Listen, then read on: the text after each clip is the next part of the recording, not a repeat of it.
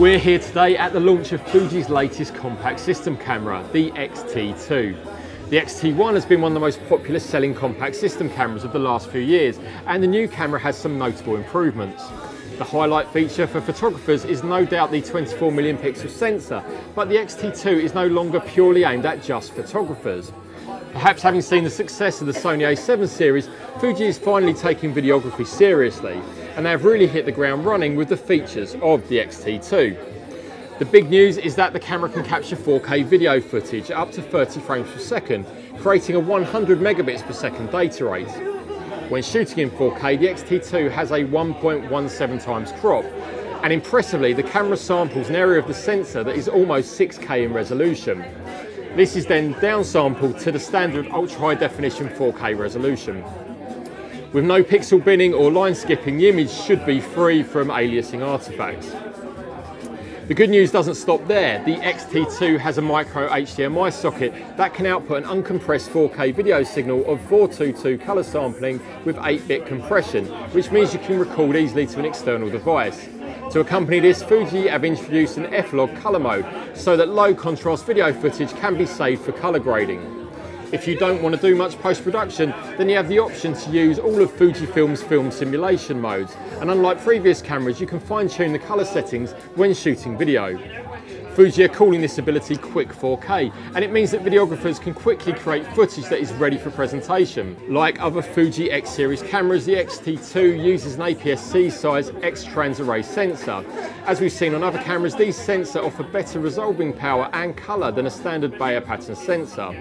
In fact, Fuji claim that this means that the X-T2 can capture higher resolution footage than any of its competitors. We'll take Fuji's word for that for now, but we're looking forward to seeing some side-by-side comparisons when we get a full review sample of the camera. There is also, of course, the ability to shoot Full HD 1920 1080 resolution at up to 60 frames a second using the full width of the sensor. Again, the camera oversamples this and then downsizes it to 1920 by 1080 at 100 megabits per second data rate, which should create really detailed footage when shooting in Full HD. As well as having an F-Log mode, Fuji has thought about the other features that videographers will need. The X-T2 has focus peaking, which can be used whilst recording. This means you can perform focus pulls whilst actually shooting. Zebra patterning for highlight exposure is also available, and there is a 3.5mm microphone socket. If you want to monitor audio, then there is live audio volume monitoring and adjustment. There is a 3.5mm headphone socket included on the optional vertical power booster, which is a fancy name for the battery grip. The grip takes a further 2 batteries, and interestingly, this increases the video record time from 10 minutes using the camera battery to a maximum of 30 minutes with the grip. Also, Full HD recording time is 15 minutes or 30 minutes with the battery grip. We've been told the reason for this extra record time is that overheating not only affects the sensor but also presumably the batteries.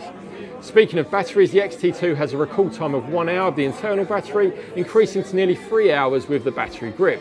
So if you're thinking about using the X-T2 to shoot video, you really should factor in the cost of the grip too. Fuji has removed the dedicated video record button that featured in the X-T1.